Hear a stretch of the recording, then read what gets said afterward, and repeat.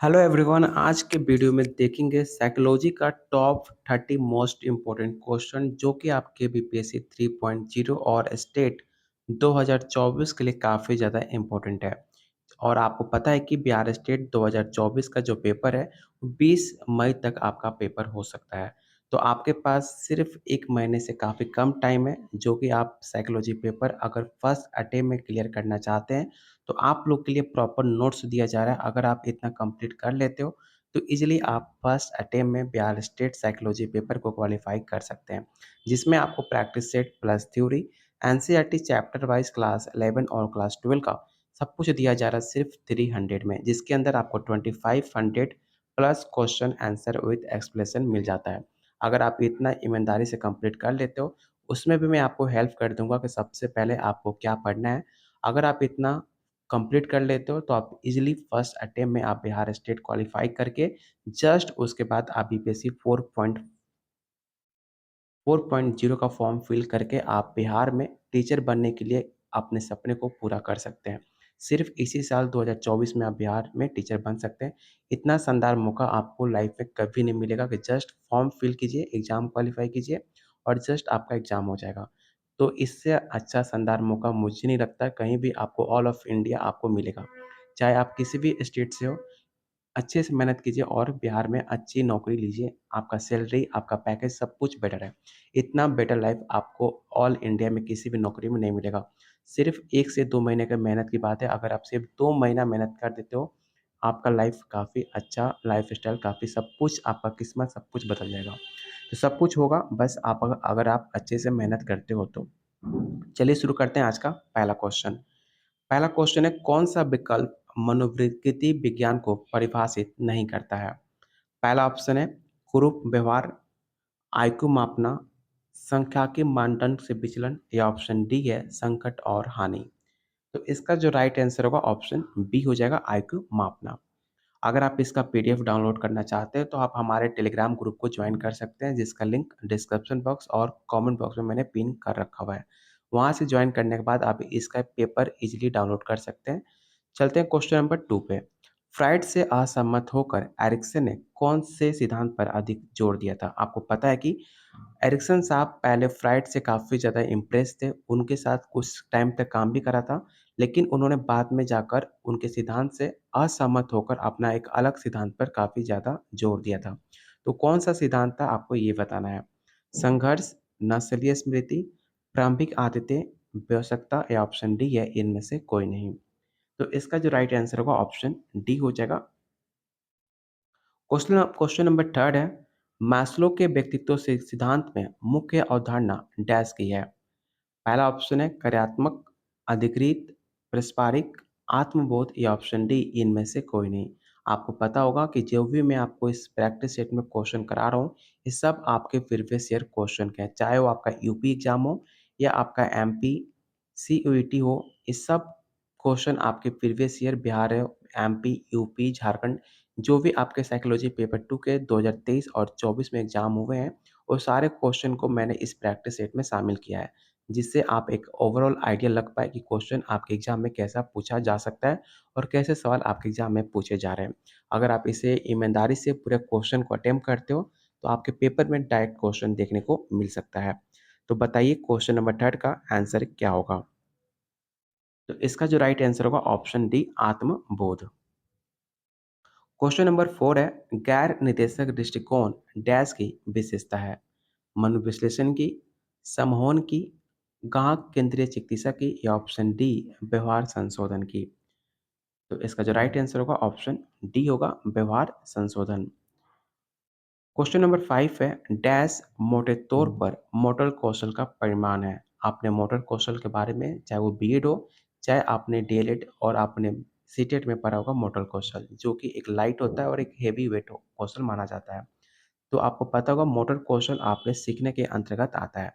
तो ऑप्शन इसका सी right answer होगा। क्वेश्चन नंबर 6 है, जो शरीर के श्वसन और पाचन को नियंत्रित करता है उसे क्या कहा जाता है? उसे हम ऑटोनॉमिक कहते हैं, या उसे लीनियर सर्किट कहते हैं, या एक्सॉन कहते हैं, या ऑप्शन डी इनमें से कोई नहीं। तो इसका जो राइट आंसर होगा ऑप्शन ए होगा ऑटोनॉर्मिक। जो भी मैं क्वेश्चन का आंसर बता रहा हूँ ये मेरा खुद का आंसर नहीं है। ये सारे आंसर आपके ऑफिशियल आंसर है। जो भी एग्जाम बोर्ड कंडक्ट कराता है उसका जो ऑफिशियल आंसर की रिलीज होता है मैं उसी बेसिस पे आपको आंसर बता रहा हूँ। क्योंकि सारे क्वेश्चन आपके एग्जाम के पूछे हुए क्वेश्चन है तो इसलिए मैंने जो आंसर इसमें बता रहा हूँ ये सब आपके ऑफिशियल आंसर है। अगर किसी क्वेश्चन में आपको डाउट होता है तो आप क्वेश्चन नंबर मेंशन करके आप कमेंट बॉक्स में सवाल कर सकते हैं। आपको क्रॉस चेक में करके आपको जो राइट आंसर होगा मैं आपको बताऊँगा। तो क्वेश्चन नंबर 6 का जो राइट आंसर होगा ऑप्शन ए होगा। क्वेश्चन नंबर 7 है आंशिक रूप से शास्त्रीय कंडीशनिंग पर निम्नलिखित में कौन-सी नैदानिक प्रक्रियाएँ आधारित होती हैं? पहला ऑप्शन है 2 कुर्सी तकनीक, सांकेतिक अर्थव्यवस्था या ऑप्शन सी है स्थानांतर या ऑप्शन डी है व्यवस्थित विश्वग्रहकरण। तो इसको में आपको राइट आंसर क्या होगा? तो इसका जो राइट आंसर होगा ऑप्शन आपका डी हो जाएगा। क्वेश्चन नंबर 8 है तर्कसंगत भावनात्मक थेरेपी का उदाहरण किसके द्वारा विकसित किया गया था? ये सवाल आपके बिहार में भी सवाल पूछा गया था और प्रेजेंट में ये सवाल झारखंड में पूछा गया था। तो आपको बताना है कि तर्कसंगत भावनात्मक थेरेपी किसका एक उदाहरण विकसित माना जाता है? अल्बर्ट एलिस का, कार्ल रोजर्स का, एलन बर्गिन या ऑप्शन डी है जोसेफ वोल्फे। इस क्वेश्चन को याद रखिएगा। ऑप्शन इसका ए राइट आंसर होगा अल्बर्ट एलिस। इस क्वेश्चन को वीवीआई क्वेश्चन टेक आउट कीजिएगा, सवाल काफ़ी इंपॉर्टेंट है। इस क्वेश्चन को जरूर याद रखिएगा। क्वेश्चन नंबर 9 है जब लोग डैश होते हैं तो उनका वास्तविकता से संपर्क टूट जाता है। आपने देखा होगा बहुत सारे ऐसे लोग होते हैं जो वास्तविकता से बिल्कुल उनको समझ नहीं आता कि वास्तविकता रियल रियल और रील में वो अंतर नहीं समझ पाते हैं। तो ऐसे लोग को कैसे संपर्क उनका वास्तविकता से टूट जाता है आपको ये बताना है। साइकोपैथिक, साइकोकोटिक, मैनिक या ऑप्शन डी है न्यूरोकोटिक। तो इसका राइट आंसर जो होगा ऑप्शन बी होगा साइकोकोटिक। क्वेश्चन नंबर 10 है हम बुद्धिमत्ता को इस प्रकार परिभाषित कर सकते हैं। आपके पास 4 ऑप्शन है और बताइए कि इन 4 ऑप्शन को अच्छे से रीड करके बताइए कि इन 4 ऑप्शन में सबसे बेटर ऑप्शन कौन-सा है?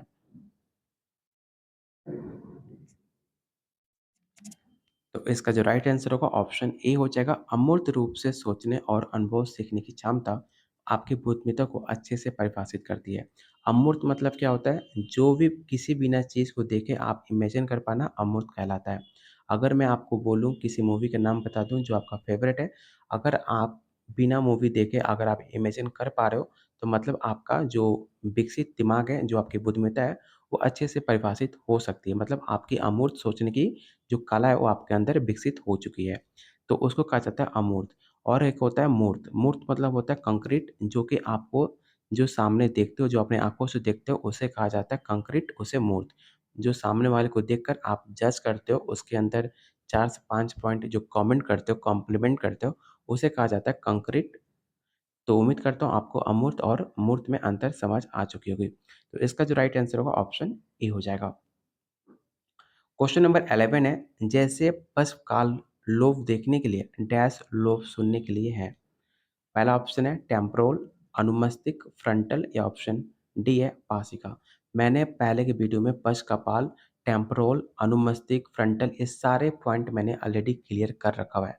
अगर आपने वो पहले के वीडियो नहीं देखा है तो आप जाकर एनसीईआरटी वीडियो मेरा क्लास 11 और 12 का ज़रूर देखना, क्योंकि आपका जो पेपर हो चाहे बिहार स्टेट हो चाहे बीपीएससी हो, एनसीईआरटी से क्वेश्चन आपके पेपर में मैक्सिमम सवाल पूछे जाते हैं और मैंने पूरा डिटेल में एनसीईआरटी आपको कंप्लीट कराया हुआ है। तो आप वो जाकर वीडियो ज़रूर देखना, आपको बहुत ज़्यादा हेल्प मिलेगी आपके एग्ज़ाम को लेकर और उसमें आपके सारे पॉइंट क्लियर भी हो जाएँगे। तो आपको बताना है क्वेश्चन नंबर 11 का जो राइट आंसर होगा ऑप्शन ए हो जाएगा टेम्पोरल। क्वेश्चन नंबर 12 है सूक्ष्म विवरणों को भेदने की आँख की क्षमता क्या कहलाती है? पहला ऑप्शन है दृश्य संवेदनशीलता, दृश्य तीक्ष्णता, अनुकूलन या ऑप्शन डी है दृश्य फैलाव। जितने लोग वीडियो देख रहे हो आप लोगों से रिक्वेस्ट है कि मेरे भाई प्लीज़ वीडियो को लाइक और शेयर ज़रूर कीजिएगा, क्योंकि आपका एक लाइक मुझे काफ़ी मोटिवेट करता है आप लोग के लिए ऐसे ही इम्पोर्टेंट क्वेश्चन लाने के लिए। आप लोग के लिए मैं कुछ टाइम अपना देता हूँ कि ऐसे क्वेश्चन मैं सर्च करता हूँ जो आपके एग्ज़ाम के लिए काफ़ी इम्पोर्टेंट हो। तो बस इस मेहनत के लिए आप वीडियो को लाइक ज़रूर कीजिएगा। आपका एक लाइक मुझे काफ़ी एनर्जी देता है आप लोग के लिए और ज़्यादा मेहनत करने की। तो क्वेश्चन नंबर 12 का जो राइट आंसर हो जाएगा ऑप्शन बी हो जाएगा, दृश्य तीक्ष्णता। ऑप्शन बी आपका राइट आंसर होगा। क्वेश्चन नंबर 13 काफ़ी आसान और काफ़ी इंपॉर्टेंट क्वेश्चन है कि डैश थायराइड ग्रंथि किसके द्वारा नियंत्रित होती है?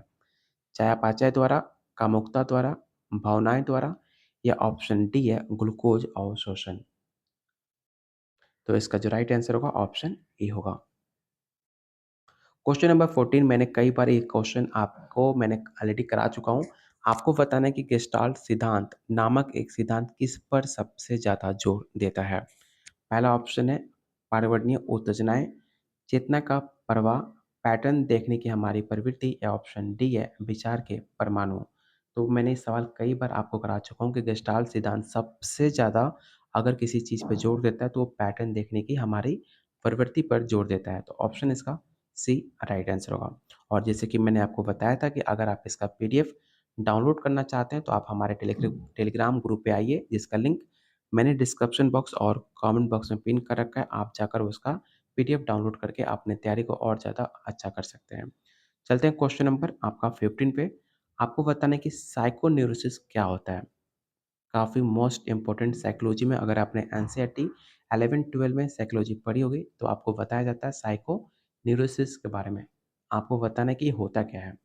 एक मनोविकारों से गंभीर बीमारी है या ऑप्शन बी है न्यूरोसिस से हल्का, मनोविकारों से हल्का या ऑप्शन डी है मनोविकारों से लगभग उतनी गंभीरता वाला या ऑप्शन डी इनमें से कोई नहीं। तो इसका जो राइट आंसर होगा ऑप्शन ए हो जाएगा। क्वेश्चन नंबर 16 ये भी मैंने काफ़ी डिटेल में एनसीईआरटी में आपको बताया हुआ है। अंतर्मुखी और बहिर्मुखी की अवधारणा किसके द्वारा आगे बढ़ाई गई थी? तो मैंने कई बार आपको बता चुका हूँ, तो बिल्कुल भी टाइम वेस्ट ना करते हुए इसका जो राइट आंसर होगा ऑप्शन डी जोंग द्वारा अंतर्मुखी और बहिर्मुखी और उभयमुखी 3 भागों में इसे बाँटा गया था आपके जोंग द्वारा। इसे ऑप्शन डी आपका राइट आंसर होगा। क्वेश्चन नंबर 17 है बच्चों के लिए आधुनिक बुद्धि परीक्षण का प्रोटोटाइप सबसे पहले किसके द्वारा विकसित किया गया?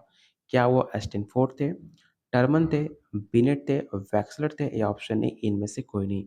ये सवाल रट्टा मार लेना, ये सवाल 100% आपके पेपर में पूछा जा सकता है। याद रखना वो टर्मन थे जो कि बच्चों के आधुनिक बुद्धि और परीक्षण पे सबसे ज़्यादा प्रोटोटाइप विकसित किया था। ऑप्शन बी आपका राइट आंसर होगा। क्वेश्चन नंबर 18 काफ़ी मोस्ट इम्पोर्टेंट क्वेश्चन है। आपको बताना है कि मैस्लो की आवश्यकता पदानुक्रम का निम्नलिखित में सही क्रम क्या है?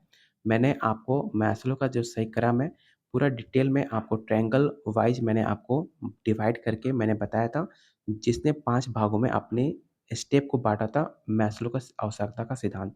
और मैंने पाँचों पॉइंट को अच्छे से क्लियर करके आपको समझाया था। अगर आपको एनसीईआरटी वीडियो मैंने देखा होगा तो आपको याद होना चाहिए कि मैस्लो को जो नीड ऑफ थ्योरी है वो किस क्रम में बातें बताई गई थी। आपके पास 5 ऑप्शन है और बताइए इसका राइट आंसर क्या हो सकता है? तो इसका जो राइट आंसर होगा ऑप्शन डी होगा। सबसे पहले आपका यहाँ पर शरीर आएगा, उसके बाद आपका सुरक्षा, उसके बाद आपका अपनापन, उसके बाद आपके सम्मान और लास्ट में आपका आता है आत्म वास्तविकरण। तो ये है कि आपके 5 स्टेप हो गए जो कि मैस्लो की नीड ऑफ थ्योरी के अंतर्गत आपके मैस्लो साहब ने बताए थे। तो ऑप्शन इसका डी राइट आंसर होगा। क्वेश्चन नंबर 19 है निम्नलिखित में किस परीक्षण की विश्वसनीयता सबसे अधिक होने की संभावना है? आपको बताना है कि इसका राइट आंसर क्या होगा?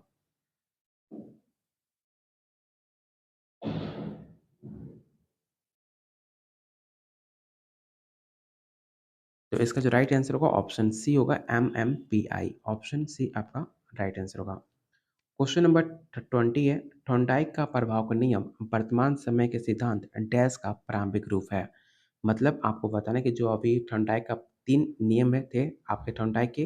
पहला प्रभाव का नियम, तत्परता का नियम और अभ्यास का नियम, ये 3 नियम है।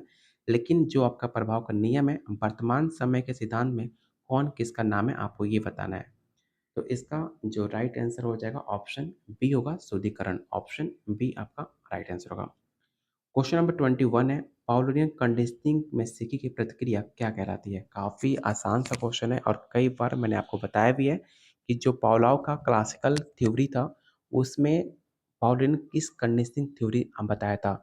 क्या वो सी ए एस था या सी आर था या यू CAS था या ऑप्शन डी UCR था या ऑप्शन डी इनमें से कोई नहीं। काफ़ी मोस्ट इम्पोर्टेंट क्वेश्चन है। बताओ इसका राइट आंसर क्या हो जाएगा?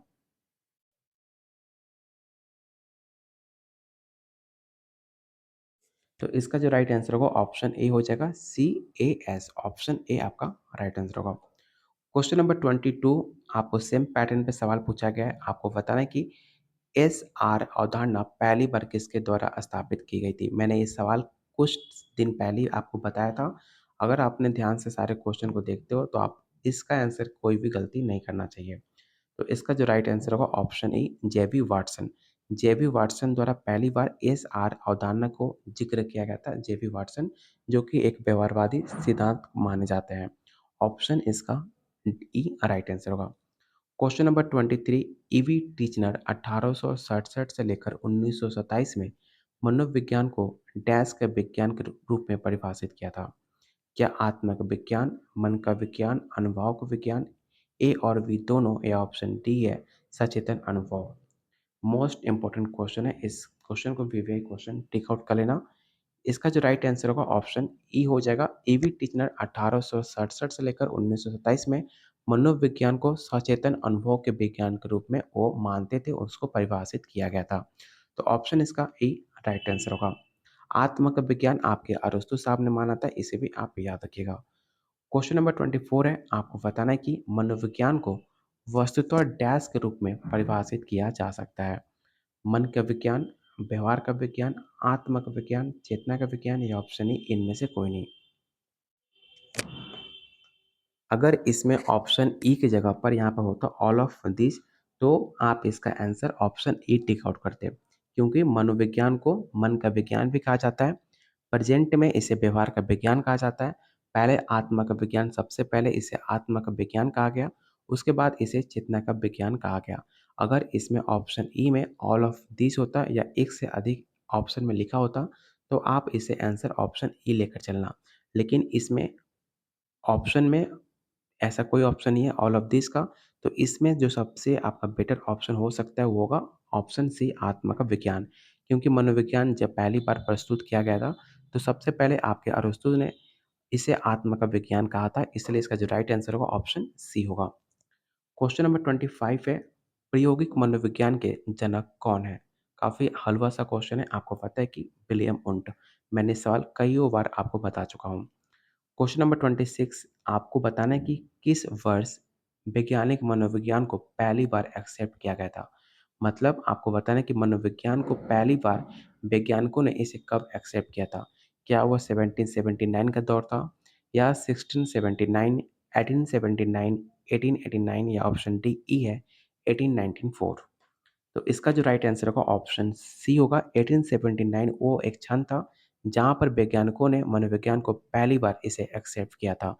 इस डेट को, इस साल को जरूर याद रखिएगा। काफ़ी मोस्ट इंपॉर्टेंट क्वेश्चन है, आपके एग्जाम में पूछा जा सकता है। क्वेश्चन नंबर 27 है, मनोविज्ञान को मन के विज्ञान के रूप में मनोविज्ञान के डैश विद्यालय द्वारा परिभाषित किया गया था। पहला ऑप्शन है मनोविश्लेषक, व्यवहारवादी, प्रकार्यवादी, या ऑप्शन डी है प्राचीन यूनानी दार्शनिक। तो इसका जो राइट आंसर होगा ऑप्शन आपका डी हो जाएगा। इस क्वेश्चन को भी आप most important question tick out कर लेना। ये सवाल काफ़ी यूनिक है और कई बार आपके एग्जाम में सवाल पूछा जा चुका है। क्वेश्चन नंबर 28 है, अनुकूलन स्तर की अवधारणा किसके द्वारा प्रस्तुत की गई थी? ब्राउन के द्वारा, वर्धमान द्वारा, कोलर, या एल्सन, या ऑप्शन ई है इनमें से कोई नहीं। और प्लीज़ वीडियो को लाइक और शेयर कर दीजिए जितने लोग अभी तक आपने लाइक और शेयर नहीं किया है तो। क्वेश्चन नंबर 28 का जो राइट आंसर हो जाएगा ऑप्शन सी हो जाएगा, कोलर। क्वेश्चन नंबर 29 काफ़ी आसान सा क्वेश्चन है। आपको बताना है कि कंडीशनिंग अध्ययन में सी आर और यू आर में क्या डिफरेंस है, आपको ये बताना है। आपके पास 5 ऑप्शन है।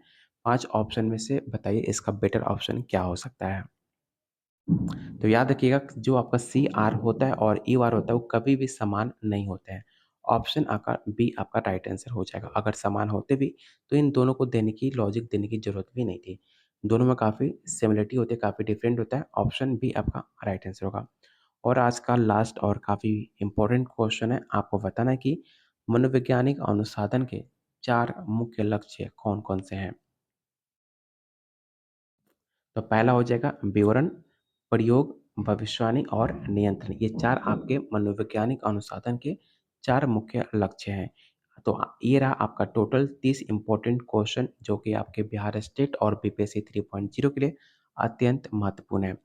तो उम्मीद करता हूँ आज का वीडियो आपको काफ़ी पसंद आया होगा, तो प्लीज़ वीडियो को लाइक और शेयर ज़रूर कीजिएगा।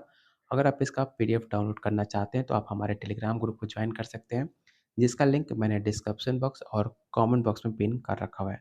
अगर आप इसका नोट्स लेना चाहते हैं, अगर आप इस बार बिहार में टीचर बनना चाहते हैं, तो आप लोग के लिए सिर्फ ₹300 में 2500 plus question answer with expressions दिया जा रहा है, जिसमें आपको एनसीईआरटी चैप्टर वाइज क्लास 11 और 12 सब कुछ शामिल है। बस आपको मेहनत करने की ज़रूरत है, आपको बस इसे कंप्लीट करने की ज़रूरत है। उसके बाद आप पेपर क्वालीफाई करके आराम से ईज़िली आप बिहार में टीचर बन सकते हो। तब तक के लिए keep watching, keep sharing. Please video को लाइक और शेयर ज़रूर कीजिएगा।